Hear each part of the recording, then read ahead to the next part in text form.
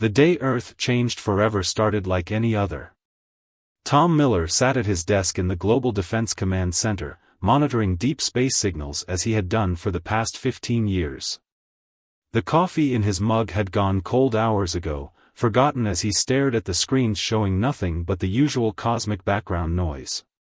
Then everything changed. The first signal came from beyond Mars' orbit. At first, Tom thought it was a glitch, the kind of random space static they picked up dozens of times each day. But this was different. It had a pattern, a rhythm that no natural phenomenon could create. Within minutes, every detection system on Earth lit up like a Christmas tree. Massive objects were decelerating from faster-than-light travel, emerging into normal space near Jupiter. The objects were huge, each one larger than the biggest cities on Earth. "This is not a drill," Tom's voice shook as he activated the global alert system. Multiple unidentified objects detected. First contact protocols are now in effect. The world's leaders barely had time to gather when the aliens made their intentions clear. They didn't come in peace. The first attack targeted Earth's major military installations. Beams of energy that defied physics sliced through the planet's most hardened defenses like they were made of paper. Humanity's most advanced weapons might as well have been throwing rocks at a tank. The aliens called themselves the Dominion. Through their broadcasts, they made their purpose clear: Earth would become their new mining colony. Humans would serve as their workforce, or they would be eliminated. They had done this to countless worlds before, and Earth was just another conquest in their endless expansion. But they made one crucial mistake. They thought humans would break easily, like the other species they had enslaved. They didn't understand that humans had something different, a burning spirit that grew stronger in the face of oppression. In those first dark days, as cities burned and millions fled underground, a plan was already forming. Dr. James Walker, Earth's leading quantum physicist, had noticed something peculiar about the alien weapons. Each blast left behind traces of exotic particles that shouldn't exist in our universe. It was a tiny detail, one the Dominion probably thought insignificant, but it was the key to everything that would follow. In a hidden facility deep beneath the Rocky Mountains, Dr. Walker gathered a team of Earth's brightest minds. While the world above endured under alien occupation, they worked tirelessly to unlock the secrets of the Dominion's technology. "They think they're gods," Dr. Walker told his team as they analyzed the data. "But they're about to learn that humanity doesn't bow to false gods. We adapt. We overcome. And when we're done, they'll understand why picking a fight with Earth was the biggest mistake they've ever made." The resistance had begun. And though no one knew it yet, this was just the first chapter in humanity's greatest story, one that would shake the very foundations of the galaxy. Tom Miller, watching the alien ships from his underground bunker, felt a grim smile spread across his face. The Dominion thought they had won. They had no idea what was coming.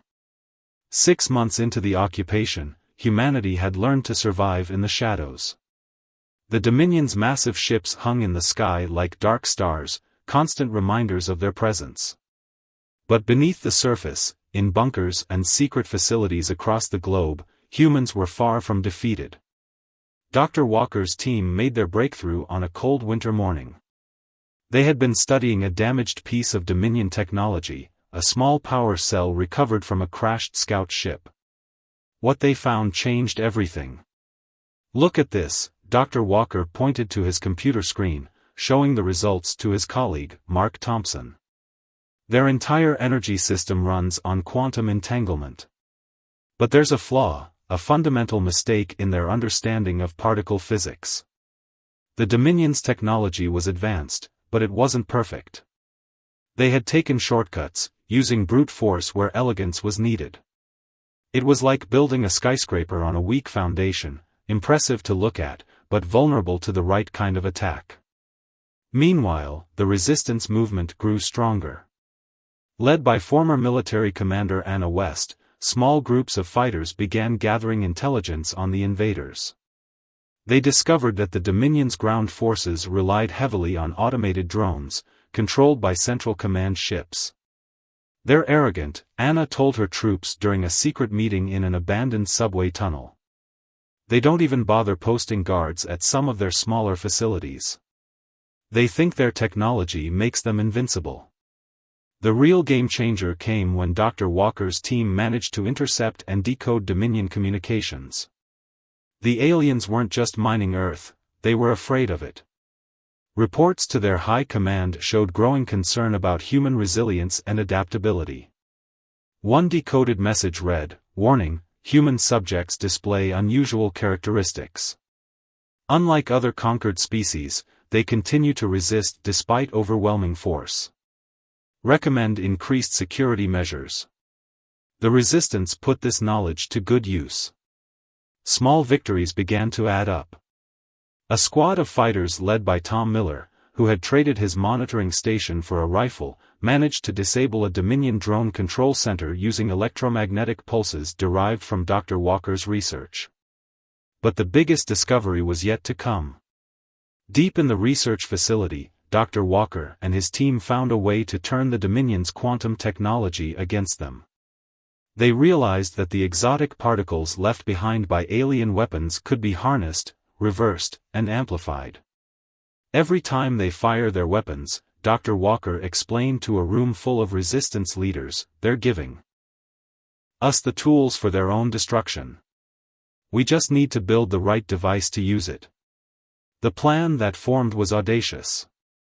It would require coordination between resistance cells worldwide, precise timing, and technology that existed only in theory. But for the first time since the invasion, humanity had hope, real, tangible hope. The pieces were falling into place. In hidden workshops and laboratories, the weapon that would shake the galaxy was taking shape. The Dominion's days of easy conquest were numbered. Looking at the prototype device his team had built, Dr. Walker smiled. "They came here thinking we were primitive," he said. "They're about to learn that humanity's greatest strength isn't our technology, it's our determination to never give up." The stage was set for the next phase of humanity's revenge. And the galaxy would indeed tremble.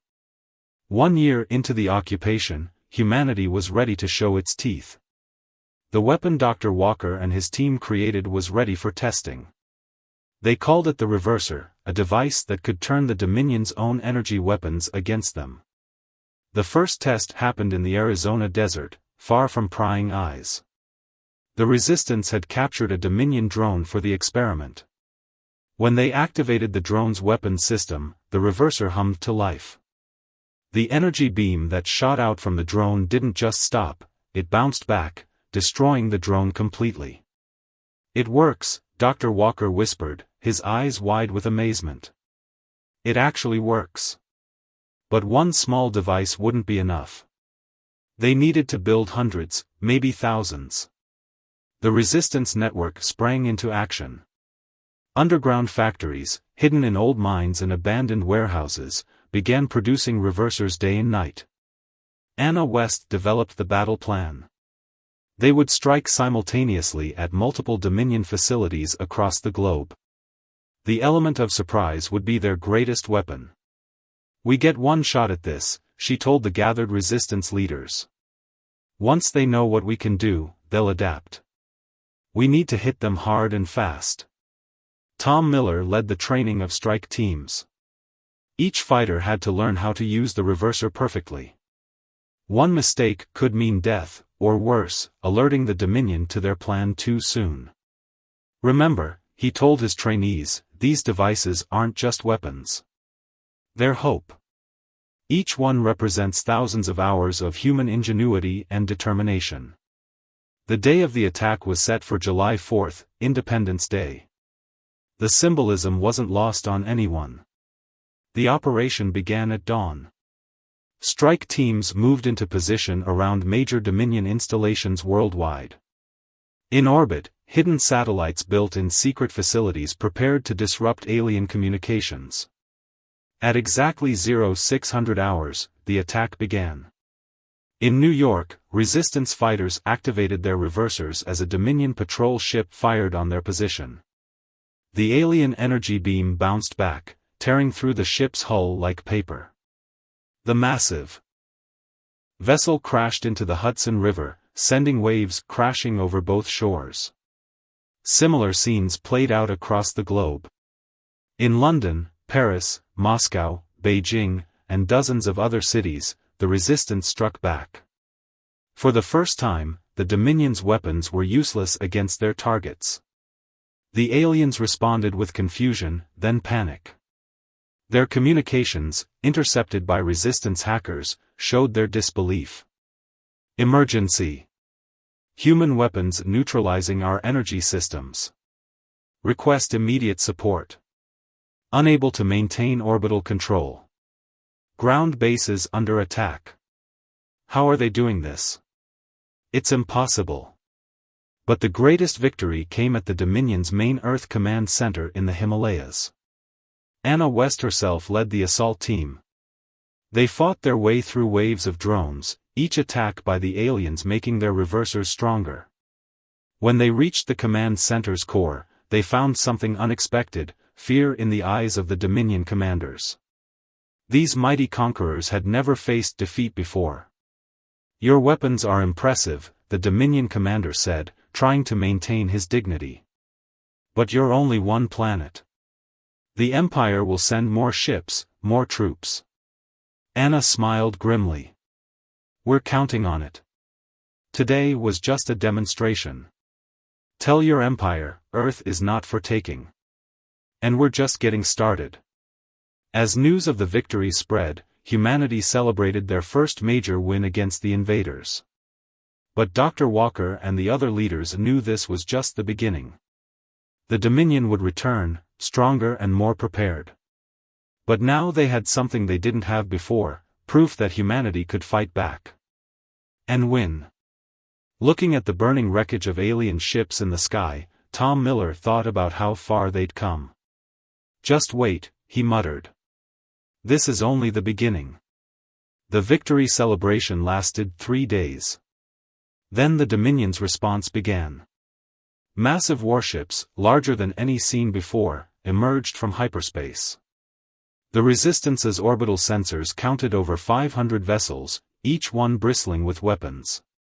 The Dominion Empire had sent its main battle fleet. "They're angry," Tom Miller said, watching the ships fill Earth's skies. "We didn't just hurt them, we humiliated them." But this time, humanity was ready. In the month since their first victory, Dr. Walker's team had made crucial improvements to the reverser technology. They discovered that linking multiple devices together created an exponentially stronger effect. "The bigger their energy weapons, the harder they'll fall," Dr. Walker explained to the Resistance Council. "They're about to learn a painful lesson about the law of unintended consequences." The Dominion's new commander, Admiral High Lord Thrax, broadcast his message to Earth: "Your recent victory was impressive, but ultimately meaningless. Surrender now, and we may show mercy. Resist, and we will turn your world to ash." Anna West's response was brief: "Come and try." The Resistance had used the past month wisely. Underground bunkers were now equipped with linked arrays of reversers. Every major city had a hidden network of the devices. But their greatest weapon was something the Dominion couldn't see: humanity's growing understanding of their technology. The battle began with a massive orbital bombardment. The Dominion ships fired their planet-killer weapons, expecting to shatter Earth's defenses in one overwhelming strike. Instead, their energy beams hit the linked reverser fields and bounced back with terrible force. Dozens of Dominion ships exploded in the first minute. The others tried to adjust, to find some way around the defense, but every attack only made the reversers stronger. It was like punching a mirror made of pure energy. In his command ship, Admiral Thrax watched in horror as his mighty fleet tore itself apart. "Impossible," he roared.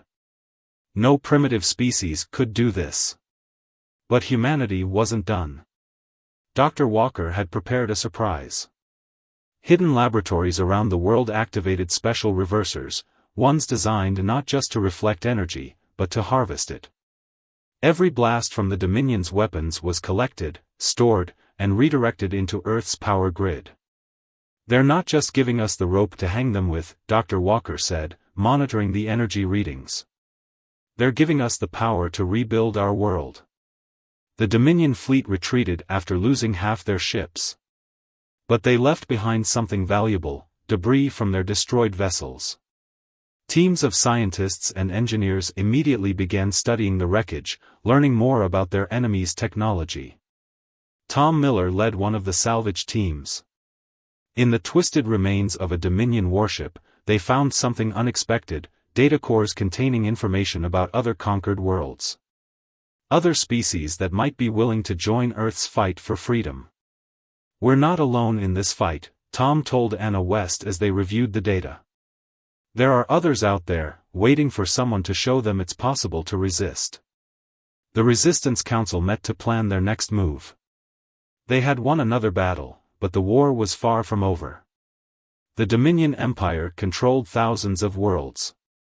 Earth was just one planet. But they had something now that no other species had achieved: proof that the Dominion could be beaten. Their technology could be turned against them. Their ships could be destroyed. "We've shown them we can defend ourselves," Anna said to the Council. "Now it's time to take the fight to them." Dr. Walker nodded in agreement. "They came to our world looking for resources. Instead, they're going to find something else: humanity's determination to be free. And we're going to share that freedom with every world they've enslaved." The next phase of the war was about to begin. And this time, Earth wouldn't be fighting alone. The captured Dominion ships proved to be humanity's gateway to the stars. Using the salvage technology, engineers built Earth's first faster-than-light vessels. They named the first ship Freedom, a symbol of what they would bring to other worlds. Dr. Walker stood in the Freedom's engine room, checking the modified systems. His team had done more than just copy the Dominion's technology, they had improved it. The ship's engines were 30% more efficient, and its weapon systems were fully integrated with reverser technology. "We're ready," he told Anna West, who had been chosen to command the mission. "The ship can take us anywhere in Dominion space." The first target was a nearby mining colony on a planet called Blue Haven. According to the stolen data, its native species had been enslaved for over a century. The Dominion used them to mine rare minerals, treating them worse than machines. Tom Miller, now Captain Miller, led the advanced scout team. His small ship slipped past the Dominion's orbital defenses using cloaking technology reverse-engineered from their own stealth systems. "This is worse than we imagined," he reported back. "They've got thousands of slaves working in deep mines. Minimal security though, they never expected an attack this far into their territory." The Freedom arrived with a fleet of 5 ships, each carrying improved reversers and troops trained in space combat. The battle for Blue Haven lasted less than an hour. The Dominion forces, caught completely off guard, didn't stand a chance against weapons they thought impossible to exist. When the dust settled, Anna West made first contact with the native species, tall, gentle beings with blue-tinted skin. Their leader, speaking through a translator, couldn't believe what had happened. "In one day," he said, his voice trembling, "you've done what we couldn't do in 100 years. How is this possible?" "We learned from the Dominion's mistakes," Anna replied. "They taught us that technology alone isn't enough. You need the will to fight, and the wisdom to use your enemy's strength against them." But the real surprise came when they accessed the planet's communication hub. Messages were pouring in from other enslaved worlds. Word of Earth's victories had spread through hidden channels, giving hope to species that had long ago given up fighting. "They're asking for help," Tom reported, reading through the transmissions. "All of them. They want to learn how to fight back." Dr. Walker saw an opportunity. "We can't free every world ourselves," he said. "But we can teach them how to build their own reversers. Create a network of resistance across the galaxy. The plan came together quickly. The freed people of Blue Haven became humanity's first allies. Their knowledge of Dominion space routes and protocols was invaluable. Soon, other worlds began their own uprisings, using plans and technology provided by Earth. The Dominion Empire, for the first time in its history, found itself fighting battles on multiple fronts. Their once unbeatable weapons were now their greatest weakness, turned against them on world after world. "This is more than revenge now," Anna told her crew as they prepared to help another world fight for freedom. "This is revolution." Back on Earth, the Resistance Council watched as reports of successful rebellions came in from across the galaxy. Each victory weakened the Dominion's grip on power. Each freed world joined the growing alliance against their former masters. Looking at a map of the galaxy showing the spreading rebellion, Tom Miller smiled. "You know what the best part is," he said to Dr. Walker. "We're teaching them more than just how to fight. We're teaching them how to be free." The war was far from over, but the galaxy was changing. The tremors of humanity's revenge had become an earthquake of liberation, shaking the Dominion Empire to its core. 2 years after the first liberation of Blue Haven, the galaxy had changed beyond recognition. Over 300 worlds had broken free from Dominion control. The once mighty empire had been pushed back to its core systems, where the ruling elite watched in horror as their power crumbled. The Freedom, now joined by a massive fleet of ships from 24 allied species, prepared for the final battle. Captain Tom Miller stood on the bridge of his own command ship, the Defiance, looking at the tactical display. "The Dominion's home system is heavily defended," he reported to the War Council. "They've gathered every ship they have left. Over 2,000 vessels." Anna West, now Admiral of the Allied fleet, studied the defense patterns. "They're scared," she said. "Look at their formation. They're protecting their capital world like they expect us to use their own tactics." Dr. Walker had been busy preparing for this moment. His latest creation was something he called the Unity device, a massive reverser that combined the technological knowledge of all allied species. Every race the Dominion enslaved had their own scientific discoveries, he explained. Things the Dominion overlooked or didn't understand. "We've combined them all into one weapon." The Allied fleet gathered at the edge of Dominion space. Ships of all shapes and sizes, crewed by beings who had once been slaves but were now warriors for freedom. Earth vessels flew alongside craft from Blue Haven, joined by ships from dozens of other worlds. Admiral High Lord Thrax, now the supreme commander of all Dominion forces, broadcast what he thought would be a devastating message: "We have studied your reverser technology. Our weapons have been modified. Your tricks will not work this time." The response came from an unexpected source. The leader of Blue Haven, speaking for all allied worlds, sent a simple reply: "You still don't understand. Our strength was never just about technology." The battle began with the largest space engagement in Galactic history. The Dominion fleet opened fire with their modified weapons, expecting to finally overcome the reverser technology that had cost them their empire. Instead, the Unity device activated. But it didn't just reflect their energy weapons, it transformed them. Each blast from a Dominion ship was captured, changed, and redirected not as a weapon, but as a wave of energy that disabled their ship's systems. "That's impossible!" Thrax screamed as his fleet's weapons shut down one by one. "Our scientists said this couldn't happen." Dr. Walker's voice came over all channels: "You spent centuries taking from other worlds, but never learning from them.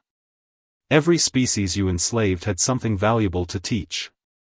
Together, we're stronger than you ever imagined."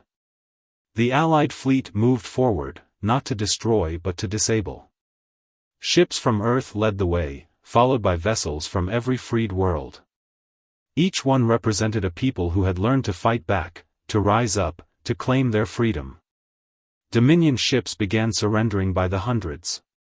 Their crews, many of them from conquered worlds themselves, had seen enough. The age of the Empire was over. On the capital world, the Dominion ruling council faced a truth they had never imagined possible. Their empire, built on the oppression of others, was being dismantled not by force alone, but by the united strength of those they had tried to break. "It's over," Anna West transmitted to the Dominion leadership. "Surrender now, and we can end this without further bloodshed."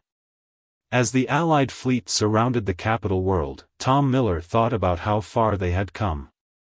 From a single invaded planet to the leaders of a galactic revolution. Humanity had done more than take revenge, they had changed the galaxy forever. The end was near, but the greatest challenge still lay ahead. How to build a lasting peace from the ashes of an empire. The surrender of the Dominion Empire took place in their Grand Palace, a building that had once symbolized their absolute power. Now it would witness the birth of something new, a galaxy united not by force, but by choice. Admiral Anna West stood before the gathered representatives of hundreds of worlds. Former slaves and former masters sat together, watching as she prepared to speak. Behind her, Captain Tom Miller and Dr. Walker represented Earth, while leaders from Blue Haven and other freed worlds lined the Great Hall. "Today marks the end of one era and the beginning of another," she began. "The Dominion Empire is no more. But revenge was never our final goal. We came here to build something better." The Unity device, which had won the final battle, now served a different purpose. Dr. Walker had modified it to become the heart of a new galactic communication network, allowing all worlds to share knowledge freely. "Every species has something to teach," Dr. Walker explained to the assembly. "The Dominion's greatest mistake was thinking they were superior. We're going to learn from that mistake." The former Dominion ruling council, including Admiral Thrax, were given a choice. They could face trial for their crimes, or they could work to help rebuild the worlds they had destroyed. To everyone's surprise, many chose to help. "We were wrong," Thrax admitted, his pride finally broken. "We thought strength came from domination. You showed us it comes from unity." The reconstruction began immediately.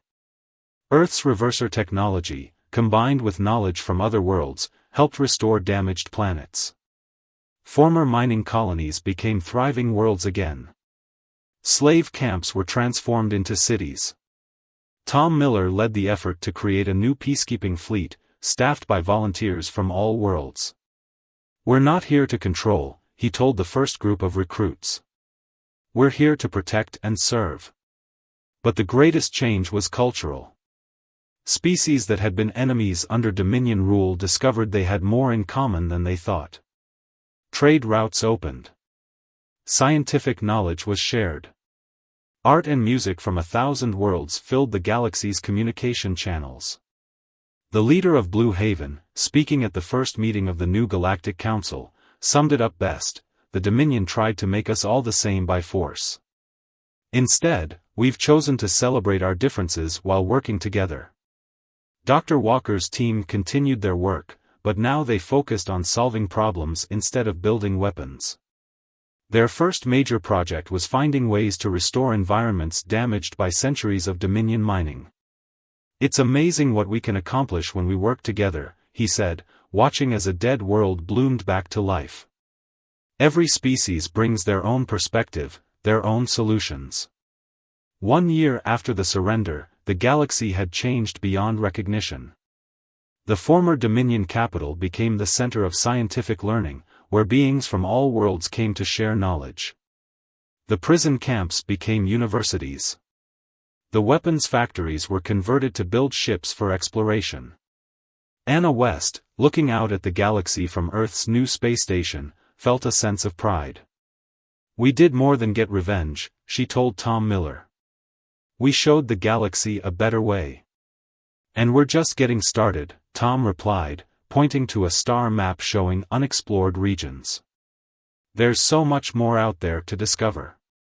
The story of humanity's revenge became legend across the galaxy. But it wasn't remembered as a tale of destruction.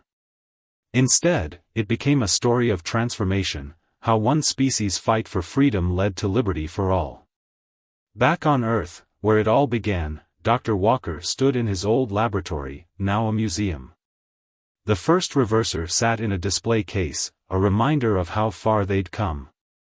They came to conquer us, he said to a group of visitors from different worlds, but ended up teaching us the most important lesson of all, that the greatest power in the universe isn't weapons or technology.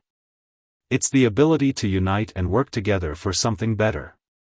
The galaxy had indeed trembled, not from fear, but from the shockwaves of positive change that would echo through the centuries to come.